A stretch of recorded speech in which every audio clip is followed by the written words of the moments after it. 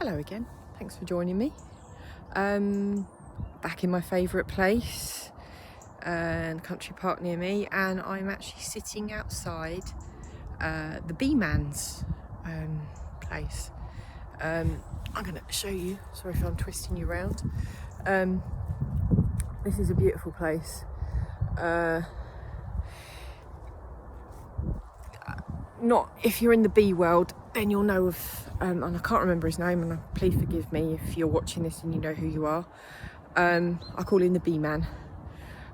He developed a queen that's resistant to disease.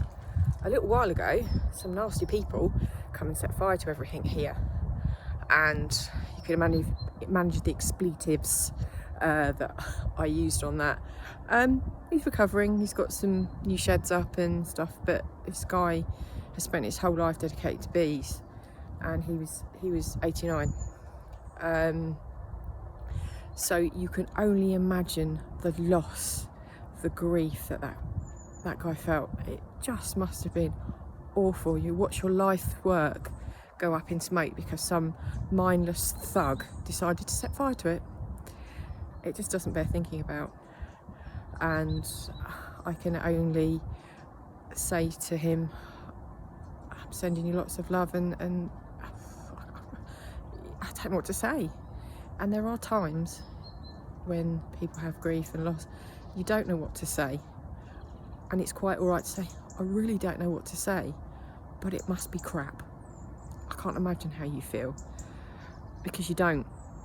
Because I've spoken to grievers who have had significant losses, and they say the most things that make you want to punch people in the head is, time will heal. No, it doesn't. Time doesn't heal. It's what you do within that time that has the healing. I can only imagine, I know how you feel. No, you don't. You don't know how you feel when someone significant that you've lost has gone, and all that hopes and dreams and expectations of the life that you've had together is gone. You don't know that. So I was going to choose to talk today about helping children with loss, which is another program that we do, and this is one of the things that really sits so high up there for me, because I touched on earlier that if I'd have had this kind of support when I was younger, for the people around me, my caregivers, it would have been very different for them and very different for me. You can't go back on the past. I've completed on all that pain. But if I can pass on that knowledge, that if I can pass that on to the caregivers so that they can pass it on to the kids, job done. I mean, it's just, as I said, it's a double whammy. It's we use a different book. We use Helping Children with Loss. It's a variation of the grief recovery method, and it's a four session program, and you do it in a group, and you basically go through the book. So again, yeah, it's a bit of legwork. Anything in life that you're worth doing is a bit of legwork. I've just been visited by a robin, and I see that as a sign that I'm doing the right thing. Whatever works for you, that works for me. And I've delivered this to Flow School. Got to know some of the teachers there. I'm not going to go into detail, but I was blown away by what they shared. I was blown away by my first experience, and I was kind of a little bit unprepared for it emotionally, to be honest. And that's why you do a pilot group. But what came out of that was significant. So they are now looking at changing the way they speak to the kids. So it's more about, because kids, when you're born, you've naturally got the way to deal with grief. How many times your kids having a bit of a paddy whack, stamping their feet, like Flo does. Actually, that is naturally grief. But what we end up doing in our society is beating it out of them, and then we grow up with this conflicting feeling of, oh, I shouldn't do that, you know, how many times have you sort of lost it, throwing your toys out your pram? But oh, I shouldn't do that because it's not accepted.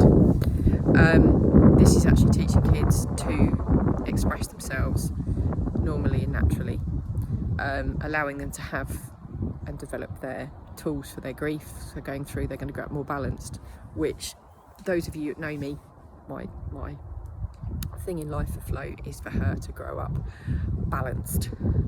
It's all well and say, oh, grow up and be happy, but what about the other side? You know, the yin and the yang, the dark and the light, however you want to look at it, the happy and the sad. You know, kids need to be able to cope with both. You know, we teach kids how to get stuff, we don't teach them what happens when stuff gets taken away. So whether it's a toy, whether it's a significant relationship, whether it's moving, a school, whatever, and we wonder why they struggle. So I'm just looking, the dog's over there, she's having a little run round. I don't know if you can see her, she's probably calm, but there you go. It's educating them into that actually grief is quite normal, quite natural, and it's quite okay to be happy, sad, angry. And that's one of the things that I will say to Flo when she's sort of, something's gone wrong and she's I said to her, it's quite okay and to be angry. Go on, tell me a bit more about it. The dog's got a great big stick and she's dragging it around. You can't really see that, but it's quite funny. No, having that in the background. So I use Flo as an example because she's the one I've got to refer to. She's 5, and reading the book and doing the programme, it's kind of, to be fair, Helping Children with Loss is a fantastic parenting book. So even you just read it for just stuff to do with coping with kids, their emotions, read it because it's broadened my knowledge. The other day we went out to look at the lights in our local town. She needed a wee, we had to go home. I was about it and she went, oh sorry mummy, it's my fault. I went, no, it's not your fault. I said, I'm just annoyed. I said, not by you, but I'm just annoyed by the situation. And sometimes in life people get annoyed by the situations and it's nobody's fault, it's just one of those things happen, but it's all right to be annoyed. And she got upset and I said, and it's quite okay for you to be upset about it too, you know, we wanted to see the lights, but sometimes things in life you have to change the way you know, change of a situation. We'll do it tomorrow instead, and we did, and it was lovely. So, you know, it's teaching the kids that, you know, things don't always go smoothly, and it's you know, yeah, you don't want them to kind of experience everything you experience, but you need to show them that you're human. And if I had to hide what I was from Flo, oh my god, my head would blow off. But it's showing her that it's quite okay to be human, to be normal, things don't go right, so we express those feelings and then we move on. We deal with it in the best way we can. If there's still stuff to clear up, then we use the Helping Children with Loss.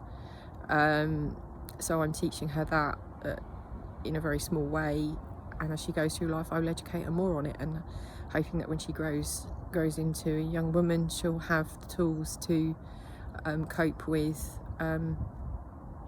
you know, every aspect of life, you know, giving her something that's rounds her off. So that's kind of where I'm at with Helping Children with Loss, and I really, really want to do more of this. So if you're there, if you're listening to this and you're a teacher, or you look after kids and you want to talk about, if you want to give me a call or message me on my email to talk about this a bit deeper, please do. It's something that I give 110% to that, because it's just so fantastic. It's really stupid, but it really excites me. I'm like, oh, I can do Helping Children with Loss, and you think, how in the world can you get excited about that? But I do, because I know what it's like to not have those skills, and if I can pass them on to the caregivers and the kids, man, it's just, you know, that life's going to be a little bit of a lighter place for them. So I hope that's giving you a little bit more insight into helping children with loss. So it's just a great place to be. So from the dog and I, who's still chewing her stick, see you soon.